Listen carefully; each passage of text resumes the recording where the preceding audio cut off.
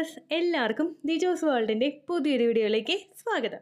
Period ആകുന്ന സമയത്തുള്ള vaginal discharge എങ്ങനെയായിരിക്കും ചേച്ചി? അതിന്റെ ഘടന എന്തായിരിക്കും? അതിന് സ്മെല്ല് ഉണ്ടാവുമോ? അത് എത്ര ദിവസം മുതൽ നമുക്ക് കണ്ടു തുടങ്ങും? ഇങ്ങനെയുള്ള കാര്യത്തിനൊക്കെ പറ്റിയിട്ട് ഒരുപാട് പേര് നമ്മുടെ കമന്റ് സെക്ഷനിൽ ചോദിക്കാറുണ്ട്. അവർ വേറെ ഒന്നും കൊണ്ടല്ല ചോദിക്കുന്നത്, അവർക്ക് പീരീഡ്സ് ആണോ പ്രഗ്നൻസി ആണോ എന്നറിയാൻ വേണ്ടിയിട്ടുള്ള അമിതമായിട്ടുള്ള ഒരു ആവേശം കൊണ്ടും എന്തെങ്കിലും ഒരു ഡിസ്ചാർജ് നമ്മളിൽ കണ്ടു കഴിഞ്ഞാൽ ഇത് പ്രഗ്നൻസി ആണ് അല്ലെങ്കിൽ ഇത് പീരീഡ്സ് ആണ് എന്ന് നമുക്ക് പെട്ടെന്ന് തന്നെ മനസ്സിലാക്കാൻ പറ്റും എന്നൊരു ധാരണയും ഉള്ളത് കൊണ്ടാണ്, എന്നൊരു ധാരണ മാത്രമാണ് കേട്ടോ, അതും ഉള്ളത് കൊണ്ടാണ് പലരും തന്നെ ഈ ഡിസ്ചാർജ് എങ്ങനെയുള്ള ഒരു ടെക്സ്ചറിലുള്ള ഡിസ്ചാർജ് ആണ് എന്ന് പലപ്പോഴും ചോദിക്കുന്നത്. തുടക്കത്തിൽ തന്നെ പറയട്ടെ, വജൈനൽ ഡിസ്ചാർജ് എന്ന് പറയുന്നത് നമ്മുടെ വജൈനയിൽ ഉണ്ടാകുന്ന അല്ലെങ്കിൽ നമ്മുടെ ശരീരത്തിലുണ്ടാകുന്ന ഹോർമോൺ ഫ്ലക്ച്വേഷൻസിന്റെ ഭാഗമായിട്ടും നമ്മുടെ വജൈന നടത്തുന്ന ഒരു ക്ലീനിങ് പ്രോസസ്സിന്റെ ഭാഗമായിട്ടുമാണ് ഉണ്ടാകുന്നത്. ഈ ഒരു വജൈനൽ ഡിസ്ചാർജ് നമുക്ക് പല സ്റ്റേജുകളിലും പലതായിട്ട് വജൈനൽ ഡിസ്ചാർജുകൾ ഉണ്ടാകും.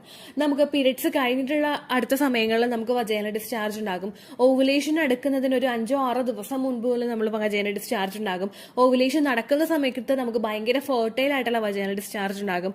ഓവുലേഷൻ കഴിഞ്ഞ് കഴിയുമ്പോൾ നമുക്ക് വജൈനൽ ഡിസ്ചാർജ് ഉണ്ടാകും. ഇതൊന്നും കൂടാതെ വജൈനയെ തന്നെ ചെയ്യുന്ന ഒരു ക്ലീനിങ് പ്രോസസ്സിന്റെ ഭാഗമായിട്ട്, അതായത് വജൈനയുടെ pH ബാലൻസ് മെയിൻറ്റെയിൻ ചെയ്യുന്നതിന്റെ ഭാഗമായിട്ട് പുറത്തു നിന്നുള്ള ബാക്ടീരിയാസ് ശരീരത്തിൽ കടക്കുന്നത് പ്രിവെന്റ് ചെയ്യുന്നതിന്റെ ഭാഗമായിട്ടും വജൈനയിൽ ഉണ്ടാകുന്ന ക്ലീനിങ് പ്രോസസ്സ് മൂലവും നമുക്ക് വജൈനൽ ഡിസ്ചാർജ് ഉണ്ടാവാറുണ്ട്, അതായത് യോനി സ്രവം നമുക്ക് വരാറുണ്ട്.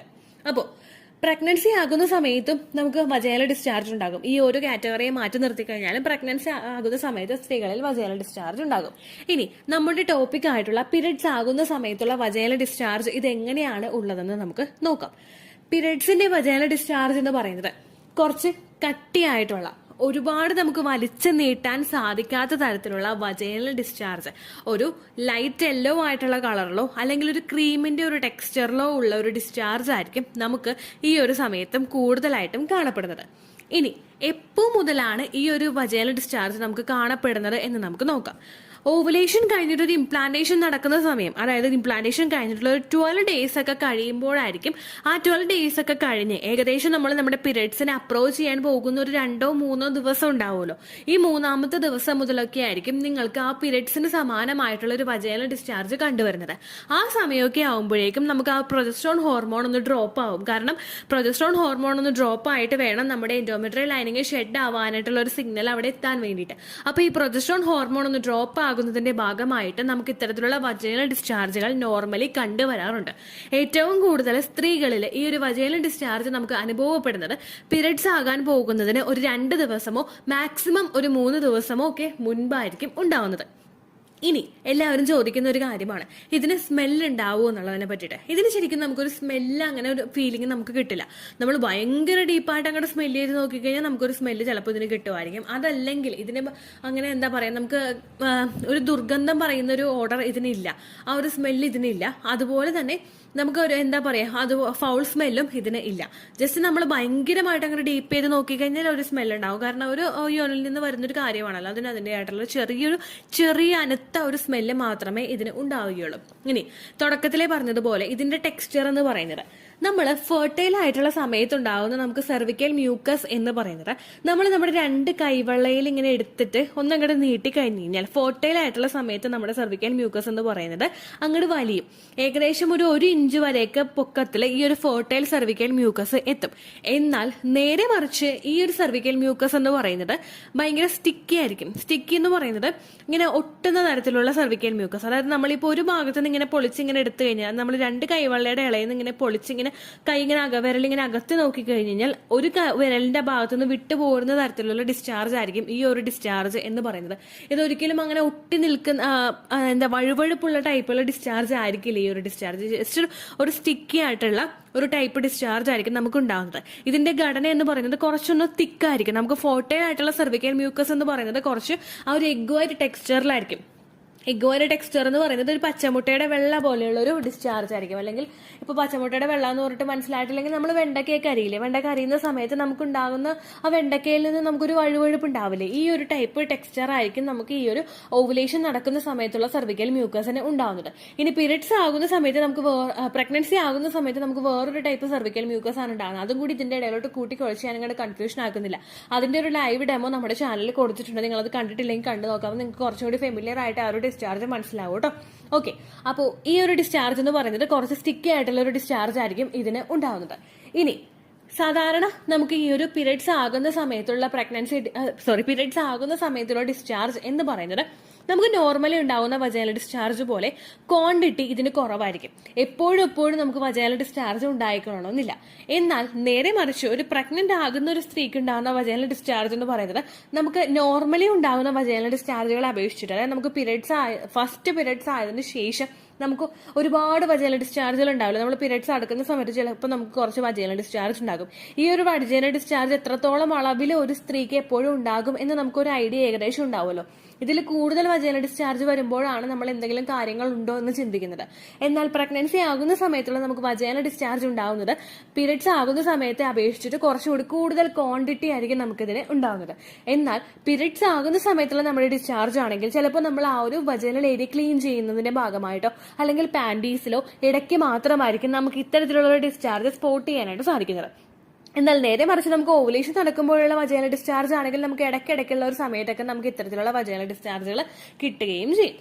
സാധാരണയായിട്ട് ഇങ്ങനെയുള്ള വജൈനൽ ഡിസ്ചാർജുകളൊക്കെ കണ്ടു കഴിഞ്ഞു കഴിഞ്ഞാൽ ഒരുപാട് പേര് അസ്യൂം ചെയ്യാറുണ്ട്, ഇത് പ്രഗ്നൻസിയുടെ ഡിസ്ചാർജ് ആണോ, ഇത് പീരിയഡ്സിന്റെ ഡിസ്ചാർജ് ആണോ എന്ന് പലരും അസ്യൂം ചെയ്യാറുണ്ട്. ഏറ്റവും ആദ്യം നിങ്ങൾ ചെയ്യേണ്ട കാര്യം അസംഷൻ നിങ്ങൾ നിർത്തുക. ഇത്തരത്തിലുള്ള കാര്യങ്ങൾ നമ്മൾ വീഡിയോസിലൂടെ ഷെയർ ചെയ്യുന്നത് എന്തിനാണെന്ന് വെച്ച് കഴിഞ്ഞാൽ നമ്മൾ ജസ്റ്റ് ഒരു കൺസേൺ നമ്മൾ അതിന് കൊടുക്കണം.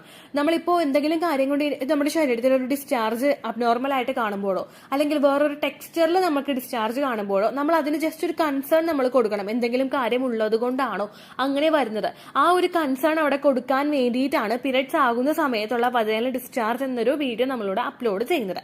എന്നാൽ നേരെ മറിച്ച് ഈ ഒരു ഡിസ്ചാർജ് നിങ്ങൾക്ക് വന്നു കഴിഞ്ഞു കഴിഞ്ഞാൽ ഇനി ഞാൻ പ്രഗ്നന്റ് ആവില്ല, ഈ മാസവും എന്റെ വെറുതെ ആയിപ്പോയി, അങ്ങനെ നിങ്ങൾ ഒരിക്കലും തിങ്ക് ചെയ്യരുത്. കാരണം നമ്മൾ ഈ വീഡിയോ ഇടുന്നത് കൊണ്ട് നിങ്ങൾക്ക് ഒരിക്കലും ഒരു നെഗറ്റീവ് ഇമ്പാക്ട് ഉണ്ടാവരുത്. നമ്മൾ അത്രയും ഒരു കാര്യം ചിലപ്പോൾ മൈന്യൂട്ട് ആയിട്ടുള്ള കാര്യങ്ങൾ വരെ നമ്മൾ ശ്രദ്ധിച്ചു കഴിഞ്ഞു കഴിഞ്ഞാൽ പലരിലും പ്രഗ്നൻസി സക്സസ്ഫുൾ ആയ ഒരു കമന്റ്സ് നമ്മുടെ ചാനലിൽ വന്നിട്ടുണ്ട്. അവർ പറയുന്ന കാര്യങ്ങളെല്ലാം ഇങ്ങനെ വീഡിയോയിൽ പറയുന്നത് കണ്ട് അവർ ശ്രദ്ധിച്ചു, പ്രഗ്നൻസി ടെസ്റ്റ് ചെയ്ത് നോക്കിയപ്പോൾ പോസിറ്റീവായി എന്ന് പറയുന്നവരുണ്ട്. ബ്ലീഡിങ് ഇത്രത്തോളം വന്നിട്ട് പിന്നീട് പ്രഗ്നൻസി ടെസ്റ്റ് ചെയ്ത് നോക്കിയപ്പോൾ പോസിറ്റീവായി എന്ന് പറയുന്ന ഒരുപാട് പേരുണ്ട്. അതുകൊണ്ട് ജസ്റ്റ് നിങ്ങളൊരു കൺസേൺ അവിടെ കൊടുക്കുക. ഓവറായിട്ട് ആൻസൈറ്റിയോട് കൂടി നിന്നിട്ട് എനിക്ക് ഇത്തരത്തിലുള്ള ഡിസ്ചാർജ് ആണ് വന്നത്, എനിക്ക് ഈ മാസവും പ്രഗ്നൻസി പോസിറ്റീവ് ആവില്ല എന്ന് വിചാരിച്ചിട്ട് നമ്മൾ ടെൻഷൻ ആവാൻ നിന്ന് കഴിഞ്ഞാൽ ചിലപ്പോൾ നിങ്ങളുടെ ശരീരമാണ്, ഓരോ സ്ത്രീക്കും ഓരോ പ്രഗ്നൻസിയും ഡിഫറെന്റ് ആയിരിക്കും. ഒരു സ്ത്രീക്ക് തന്നെ ഫസ്റ്റ് പ്രഗ്നൻസിയും സെക്കൻഡ് പ്രഗ്നൻസിയും ഡിഫറെന്റ് ആയിരിക്കും. അപ്പൊ അതുകൊണ്ട് തന്നെ എനിക്ക് ഈ ഡിസ്ചാർജ് ആണ് വന്നത്, എനിക്ക് പീരിയഡ്സ് മാത്രമേ ആവുള്ളൂ, അല്ലെങ്കിൽ എനിക്ക് ഈ ഡിസ്ചാർജ് ആണ് വന്നത്, എനിക്ക് പ്രഗ്നൻസി തന്നെയാണ് എന്ന് നമ്മൾ കൺഫേം ചെയ്യാനായിട്ട് പാടില്ല. ജസ്റ്റ് നമ്മൾ അതിനൊരു പരിഗണന കൊടുക്കുക. എന്തെങ്കിലും മാറ്റം നമ്മുടെ ശരീരത്തിൽ സംഭവിക്കുന്നുണ്ടോ എന്ന് ജസ്റ്റ് ഒരു പരിഗണന മാത്രം അവിടെ കൊടുക്കുക. ആ ഒരു പരിഗണന അവിടെ കൊടുത്തതിന് ശേഷം നിങ്ങളെ കൊണ്ട് പറ്റുന്ന ഒരു കെയർ നിങ്ങൾ ശരീരത്തിൽ കൊടുക്കുക. പുറത്തുനിന്ന് പോയിട്ട് ഒരു ഭക്ഷണം കഴിക്കുന്നതിന്റെ സമയത്തോ അല്ലെങ്കിൽ പുറത്ത് പോയിട്ട് ഒരു സോഫ്റ്റ് ഡ്രിങ്ക്സ് മേടിച്ച് കുടിക്കുന്നതിന്റെ സമയത്തോ നിങ്ങൾ അതിലൊരു ശ്രദ്ധ കൊടുക്കുക. പുറത്തുനിന്ന് സോഫ്റ്റ് ഡ്രിങ്ക്സ് കുടിക്കുന്ന ശീലം ഉണ്ടെങ്കിൽ നിങ്ങൾ അത് അവോയ്ഡ് ചെയ്യുക. നമ്മളെ കൊണ്ട് കഴിയുന്ന കാര്യങ്ങൾ കഴിയുന്ന രീതിക്ക് നമ്മൾ ചെയ്ത് നമ്മുടെ ശരീരത്തിന് സപ്പോർട്ട് ചെയ്ത് കൊടുക്കുകയാണ് വേണ്ടത് കേട്ടോ. അതിന് വേണ്ടിയിട്ടാണ് ഇത്തരത്തിലുള്ള വീഡിയോസ് പോസ്റ്റ് ചെയ്യുന്നത്. നിങ്ങൾ ഓവറായിട്ട് കൺസേൺ കൊടുക്കരുത്. ഓരോ സ്ത്രീക്കും ഓരോ പ്രഗ്നൻസിയും ഡിഫറെന്റ് ആയിരിക്കും. ആ ഒരു കാര്യം നിങ്ങൾ മസ്റ്റ് ആയിട്ട് നോക്കുക. അപ്പോൾ പ്രഗ്നൻസിയുടെ സമയത്തുണ്ടാകുന്ന വജൈനൽ ഡിസ്ചാർജ് എന്താണെന്നതിനെ പറ്റിയിട്ടുള്ള വീഡിയോസ് നമ്മുടെ ചാനലിലുണ്ട്. നിങ്ങൾ കണ്ടിട്ടില്ലെങ്കിൽ കണ്ടു നോക്കുക. അതിന്റെ ലിങ്ക് ഞാൻ കൊടുത്തേക്കാം കേട്ടോ.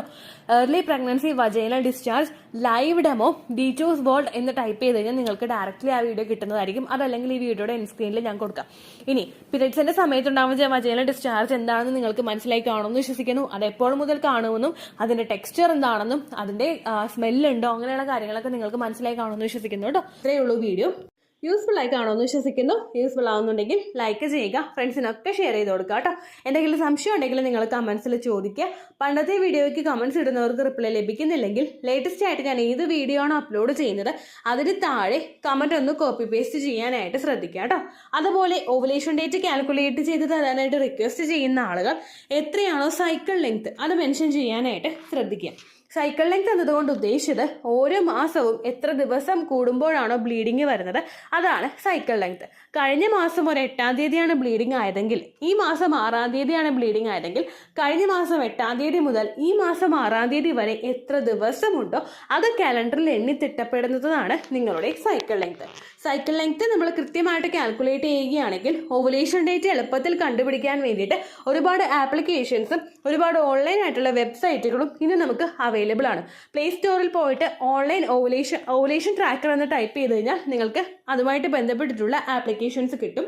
അത് പറ്റുന്നില്ല എങ്കിൽ ഗൂഗിളിൽ പോയിട്ട് ഓൺലൈൻ ഓവുലേഷൻ കാൽക്കുലേറ്റർ എന്ന് ടൈപ്പ് ചെയ്ത് കഴിഞ്ഞാൽ അതുമായിട്ട് ബന്ധപ്പെട്ടിട്ടുള്ള വെബ്സൈറ്റുകൾ നിങ്ങൾക്ക് കിട്ടും. അതിൽ നിങ്ങളുടെ ലാസ്റ്റ് മന്തിലെ മെൻസ്ട്രേഷൻ്റെ ഡേറ്റും ഒപ്പം ഞാൻ ഈ പറഞ്ഞ രീതിക്ക് നിങ്ങൾ കാൽക്കുലേറ്റ് ചെയ്യുന്ന സൈക്കിൾ ലെങ്ത്തും എൻ്റർ ചെയ്ത് കൊടുക്കുകയാണെങ്കിൽ നിങ്ങൾക്ക് കൃത്യമായിട്ട് ഓവുലേഷൻ ഡേറ്റ് കണ്ടുപിടിക്കാനായിട്ട് സാധിക്കും. ഫെർട്ടൈൽ ടൈം പീരീഡും നിങ്ങൾക്ക് കിട്ടും. അതായത് എത്ര ദിവസം മുതൽ കോൺടാക്ട് ചെയ്ത് തുടങ്ങിക്കഴിഞ്ഞാൽ നിങ്ങൾ പ്രഗ്നൻ്റ് ആകും എന്നുള്ളൊരു ഡേറ്റും നിങ്ങൾക്ക് പ്രോപ്പറായിട്ട് കിട്ടും കേട്ടോ.